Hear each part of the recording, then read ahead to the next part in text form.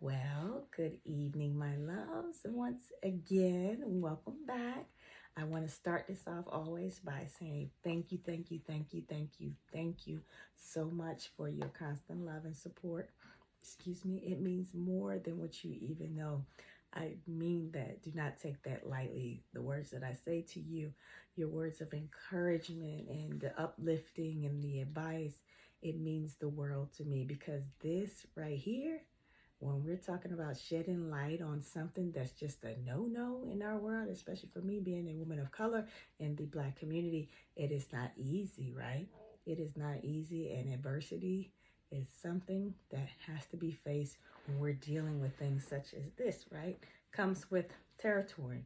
But like I've always said, I'm a firm believer that the Lord does not give his toughest battles to not his weakest soldiers, but his strongest soldiers. So I'm going to march on armor and all. And my armor is not just him, but also your loving words and your support. Continue to wrap your arms around me. Continue to encourage and uplift as I set out on this journey once again to bring awareness and to bring a voice to the voiceless and those who suffer in silence and haven't found their voice yet. Continue to push me because I'm trying to stay the course, and we gonna do this. But I can't do this alone. So I once again want to start this out by saying thank you so much. It means more than what you know. Okay, so diving right on in, and picking up where we left off was part one. For those of you who need to catch up, it's on here as well. You can make your way back to that so that way you can understand and keep up with the flow of the story and where we're going at. Like I said, eventually I'll get to the part where we get to the show, to the Dr. Phil show, and I'll break that down bit by bit too. And you'll already have somewhat of an understanding and listening to the part one and part two and so forth before watching it, but even if you've watched the show and even before you watch the show. So it's good to follow along there too. So I encourage you to watch. So let's continue, shall we? Going into me being in the Navy. Okay, like I said, we picked up, this is where we left off. You know, I had to made my decision to go to the service because I refused to stay home in a toxic household with my mother. And I told you that I wrote the letter. She didn't read it for about good 2 years because she knew what was in that letter, right? Okay, so moving forward now, I'm in the service. You know, I'm sending my hard-earned money home. I'm working hard. You know, I'm doing what I feel like a good daughter would do, you know, despite all. Still trying, and this is no more than an attempt to receive anything in return but love and acceptance, and I would do anything for it. You know, this is my mother we're talking about, right? So it's not too much, but it is too much. In my mind, it wasn't. If I could just get that, I could never do too much, but I've never grasped that I could never do enough for her to ever get that. So I'm chasing something that I would never get. And this would go on for a long time. I would say like when I became aware of the accusations, which you'll see in the Dr. Phil show, of prostitution and things of that sort. There's a lot of rumors going around, but one thing that they address in the Dr. Phil show is the prostitution accusation, me being promiscuous and things of that sort. So where the origin of that was is when I came into the service, not really realizing that the whole time, you know, I'm prancing around in my uniform thinking I'm making my parents proud, something that they can pump their chests up about, thinking I was like, you know, the best daughter that anybody could ask for. Little did I know that there was rumorville all around me about things that just were beyond just insane. So it started when I was helping out my twin. My twin wanted to go into the service. So I invited him to come up and stay with me for a bit, and I could get him right, you know, and get them together. So, you know, reaching out, extending my hand to help my brother, right, as any other good sister would do, right? So I brought him up here, and at the moment when I had scheduled for his ticket and everything to come up, you know, my mother had called me. You know, she talked to me, and we were just talking, and she randomly brought up this bizarre accusation about my twin. So the accusation was that my twin was on drugs. Yes, drugs. Um, and I'm like, where in the world would that come from? See, my brother has like this tick about him, like this tick where he would sniff and cough. He's been doing that since we were kids. It was a thing where we didn't want to sleep in the same room as him because it's so annoying, but he couldn't help it. She would, this is how this shows you she knows very little about her children, because she would carry this on to adulthood and then make such a crazy accusation that he was snorting cocaine, right? And to deliver this to me. And even though I didn't live in the same state of them, and me being a service member, always being gone, I know my brothers, right? And so of course, I completely shut that down. Now, once I came to pick him up from the station, he came in the car, and I just jokingly said, even though it wasn't funny, like, you wouldn't believe what your mom said about you. And so I went on to tell him about what she said. He said, well, you don't want to know what your mom said about you. And I'm like, do I really want to know? Like, what do you mean? Like, and he went forward to tell me basically that she was going around telling people that I was a prostitute. And let that sink in for a moment. You're working, you're busting your ass, right? You're working hard and you're providing for your parents and the household. You're taking care of things and you're trying to be the best daughter you can be, and they're taking, but in return you're getting nothing but being labeled as a prostitute. So I'm like, where in the world did that come from? Like, and it was more heartbreaking that she was not only spreading this around to family members, but she had also sat amongst my father and my family, my immediate family, and started this rumor there. And my father believed it. Shockingly, he believed this. So the origin of that actually there's two parts to that. So the first time, for those who are not aware, I have talked about this on my page before. I'm an advocate as well for sexual assault awareness. And as me being a sexual assault victim as well in the military, I am very big. That's like my pride and joy. It's like my baby. I am a super advocate for that. Well, as I was sexually assaulted in the service. It was very traumatizing in itself. Because it just didn't stem from that. It stemmed from molestation, on top of the abuse from my parents, all of that, so all of that played a part in this, and not just the act itself in the service, but tons of other things on top of that. Anyway, so I called home to my mother, devastated, right? Wanting to talk to her about something. This is something that I wouldn't wish on anybody. I've been violated. And I'm talking to her about, not knowing that she's taking in this information, right? So she's taking in this information and she decides to put a twist on this. So, and I knew where that story came from, because the way that he put it out was like, yeah, your mom calls you a prostitute.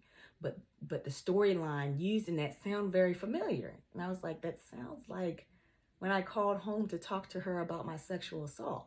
And, me going through the system or having to go to NCIS and how that made me relive things, I'm emotional about it. And she took that, instead of embracing her child, she took that and made that as another moment to yet again destroy her child behind her back.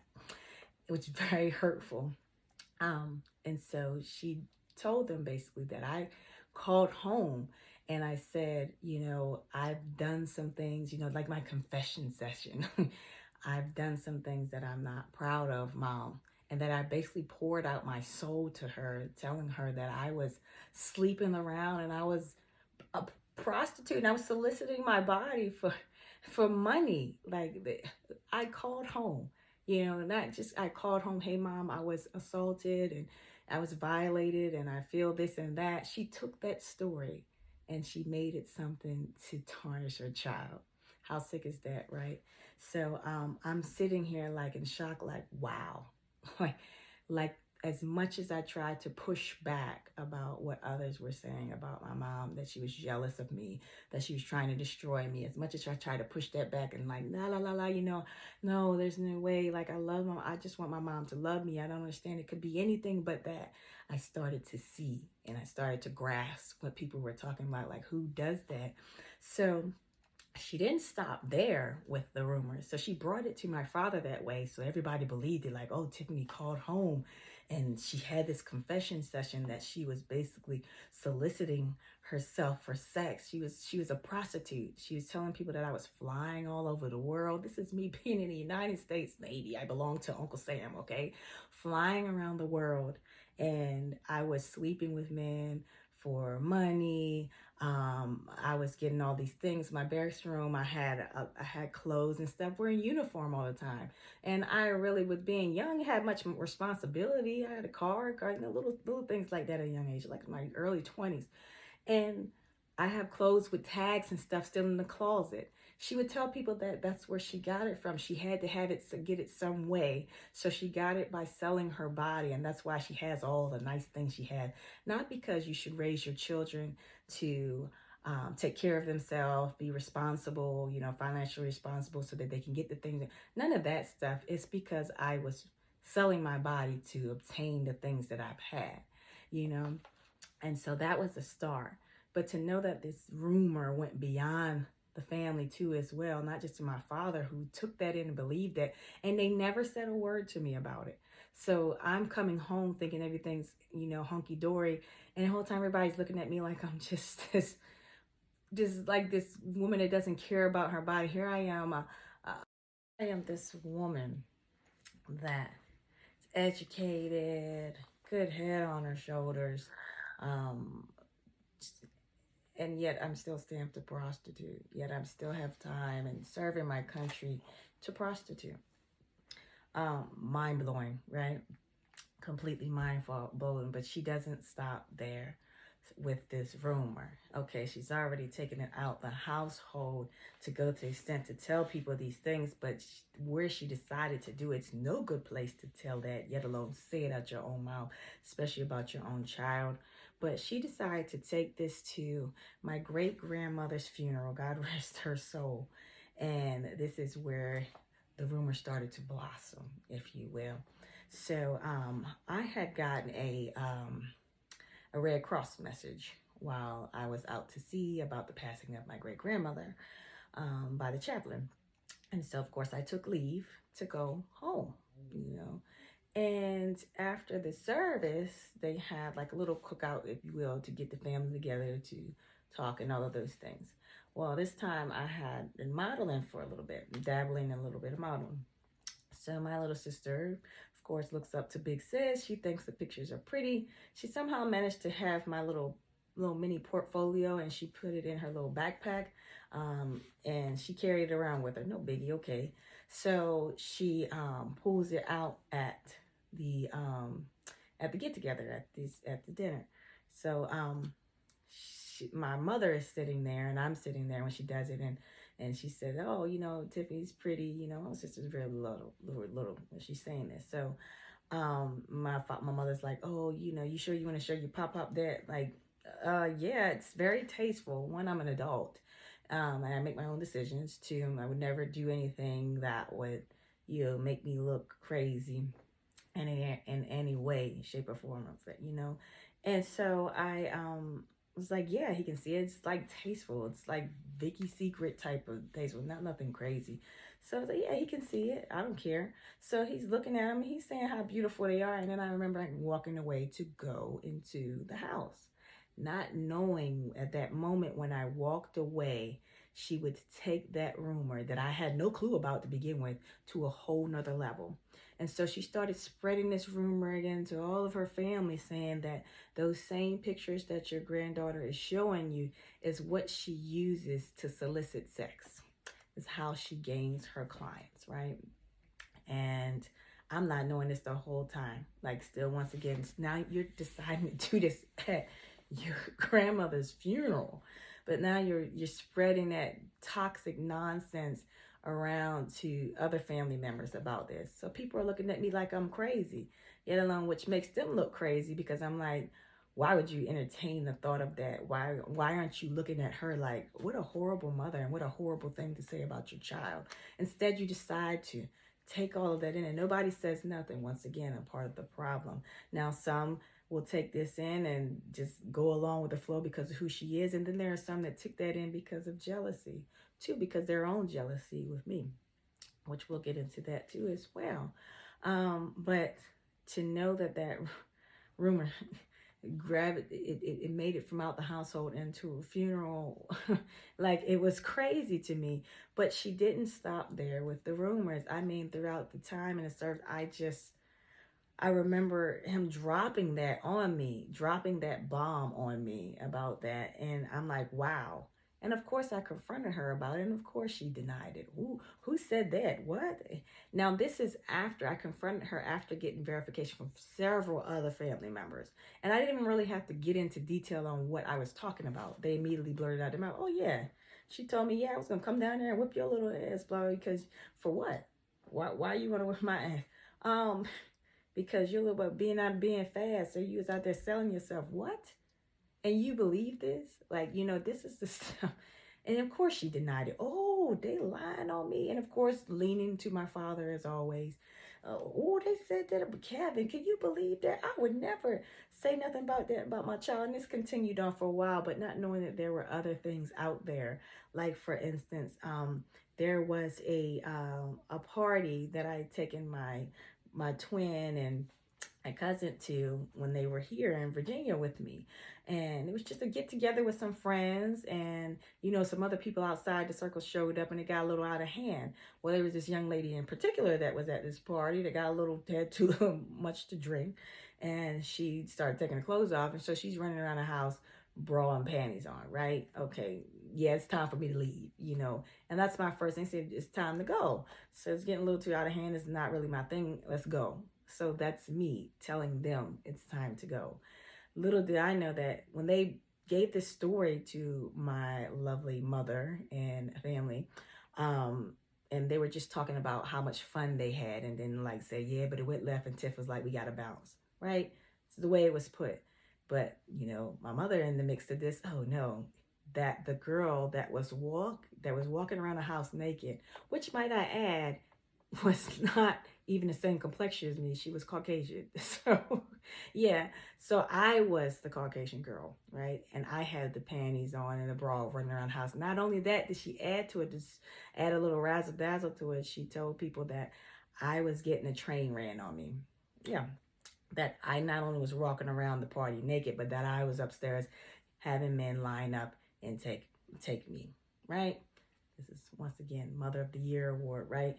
So, yeah, there's a lot of things that my mother has said about me. And can you imagine living in your own world where you're like, yeah, I'm thinking I'm doing the right thing. Once again, I'm doing what I'm supposed to be doing as a daughter, not alone knowing that my mother's taking from me and smiling in my face and so graciously takes from me, but not knowing all the things that she's saying about me as she's doing that. I always say that she's the worst kind of person, because I would rather you be direct. I would be hurt, but she's different. She's the kind that will pat me on my back, and at the same time, she's like got a knife behind me, and she's destroying me in the process if I had to tell people that. So yeah, there were a lot of rumors going around. There was another one that I mean, these were just getting dumped on me in the service. Like, I was getting hit left and right. Like, I got told that there was a rumor going around the family that I had slept with my father, right? That me and my dad were messing around, that I was whoring around with my dad. And so let me explain the backstory to that one. So with that rumor, this is before I even went to Navy. So this rumor had been going on for a long time without my knowledge. So she was calling her family members back home. And basically when I was attending Bowie State University, I came home for spring break. And I'm doing what every other teenager and I'm chilling. Like, I got a little time to relax. I'm sleeping. You can be wild. Your hair is all over your head. Who cares? You're home, right? Home. So I'm home. And so the origin of that rumor is that she went grocery shopping and that she was ringing the doorbell when she returned. She went out in the morning and she returned and she rang the doorbell, and that I took too long coming down the stairs, and that when I did finally come to the door, my hair was all over the head, was all over my head, and it took too long to come to the door. So therefore, and it was just me and my father in the house. So in her sick mind, she made the rumor up that we were sleeping with one another.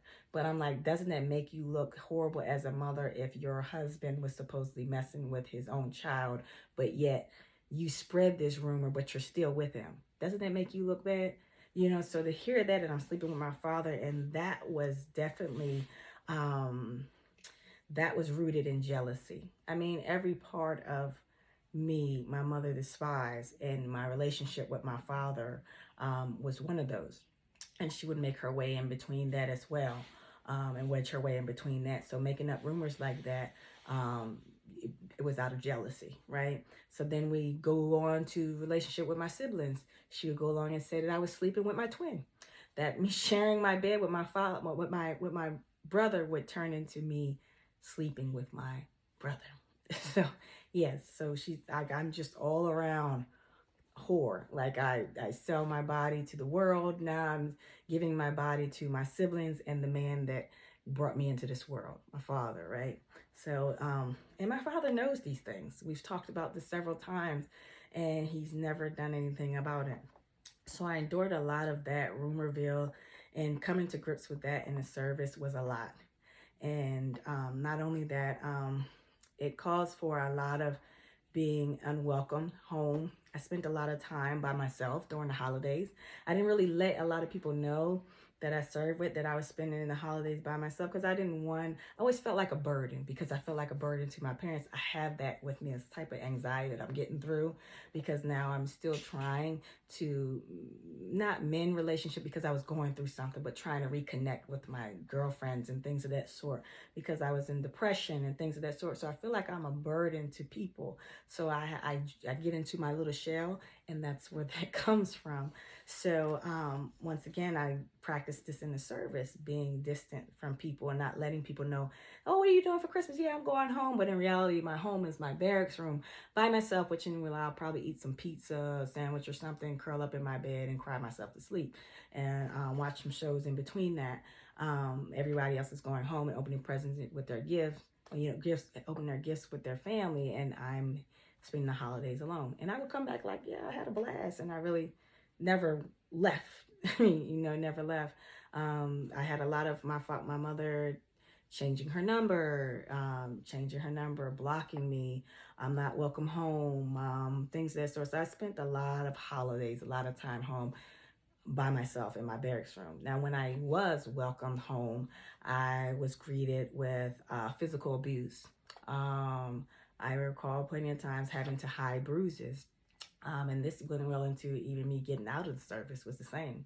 When I started my walk into the dental field, when I got out of the service, I would go to school, go to the university with bruises, and trying to find a way to cover those things up so I don't have to explain to people where that came from, that my mother just punched me in the face, or she decided to scratch me up and choke me with my own hoodie, because I went against what she was trying to brainwash me to be like everybody else in the family, basically, right? Because I took a stance. So there was a lot going on in the service. While I was in the service, I also got married. I fell in love, and this once again is God rest his soul. God rest his soul. We lost him to drug addiction, and that also ties into not blurring the lines about love in your household. Lines were blurred in my household what love was. I didn't know what it looked like, didn't know what it felt like, but I craved it. So I found myself in a lot of toxic relationships, and unfortunately, God rest his soul, but it was a toxic relationship due to his drug addiction. So I endured a lot of emotional abuse, and a little physical too as well. But in the midst of this toxicness that I couldn't get myself away from, because I felt like I was unworthy to receive what I really did deserve, what I really was worthy of, and that's true love. But I really loved this man. We got married. I was pregnant, and throughout my 5 months into my pregnancy, I lost my child. So my mother decided not to come to the hospital when I needed her for that. I remember giving her the news about the loss of my child. So I gave the news about the loss of my child on that day. And I remember my father getting on the phone and basically making an excuse for her, like, oh, we wish we could be there. And I'm screaming at the top of my lungs, like, I just lost my child. They said they couldn't find a heartbeat. And so his response is like, we wish, I'm sorry, but I wish we could be there. And, your mother can't come because your mother has a heart condition. Now, this is amongst many mental illness, many other sicknesses she's claimed to have, which we'll get into as well.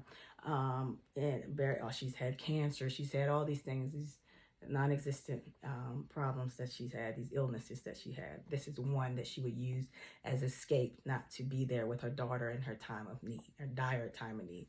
So she couldn't be on the road or drive or anything because the doctor said she has this heart condition that doesn't permit her to do so. So my mother-in-law decided to say, no big deal. I'm staying in Tennessee. You need to be there with your child. I have no problem driving through Georgia to come pick you up. We need to be there and support my daughter-in-law. She was on the road first thing smoking in the morning, like right when she got the call, she was on her way up there for my procedure. So she decides to come past there, and and little do I know that my mother wouldn't show even if somebody volunteered to come to the house and get her, which she did. She came to the house. She came to Georgia, but she only ended up getting my brother. So I went into surgery. It took a lot to even get me back, to put me on a table to perform the procedure and put me to sleep. I went through a lot. I talked to a chaplain, the whole nine. So I woke up and I realized that the only two people that were there is my mother-in-law and my twin. And so I asked, did you come in the place of my mother? He said, no, I was coming regardless. Your mom just didn't come. So in that point, and I still keep that in my head. And I probably will on the day that I have my first child as well. But also not in the sense of gloom and doom, but like in the celebration, like, wow, the one toxic thing that I wanted present on this day is not here, and I can enjoy this moment type of thing. So going through that, and that'll explain too as well, we give you better understanding in the show when they talk about the day my mother was a part of ruining my wedding day, that those are one of the things too on top of that as well that she's done. So a lot of that. So we'll put a pause to this tonight. I'm just coming from the gym with my Wonder Woman. So everybody knows this. And I tell people all the time, Wonder Woman is not just my favorite character, but she is my mindset. And you understand why. So we'll definitely pick up, pick up on this tomorrow. But I thought that I said I have to stay the course. I have to stay committed. I told my honey, while you're in here getting your matted on, I'm going to be in the room giving my next segment, and we'll go from there. So we'll dive into the next part of our chapter here, and we'll start to discuss more of like, the little game she would play, mental, claiming that she's had, these sicknesses and stuff. And we'll start to tap a little bit more into the show, as well. And we'll talk on that too, and I'll break that down bit by bit. But just thought I'd get on here and give a little bit more for tonight before I call it a night and get myself together, showered, and me and the honey go ahead and call it a night. Got work tomorrow. But like I said, yeah, I will always, through every segment post, I will always leave the floor open for questions, comments, concerns. And once again, you don't have to wait until I open the floor to ask, or if you just want to talk. My heart, once again, my shoulder, my ear, and my inbox is always open to you, always. I hope you guys have a very blessed evening. I hope that you have a wonderful morning, and we'll pick up with part 3 of the story. I love you guys. Stay blessed. Thank you once again for your love and support as I try to stay this course, once again, to bring awareness to such a sickening thing. Just thank you. Like, really just thank you. Once again, it lets me know, furthermore, that my pain has a purpose. And as my little saying goes, my pain will not be in vain. It ends and it starts with me. Thank you guys for supporting and your love. Love you guys so much. Talk to you tomorrow. Mwah.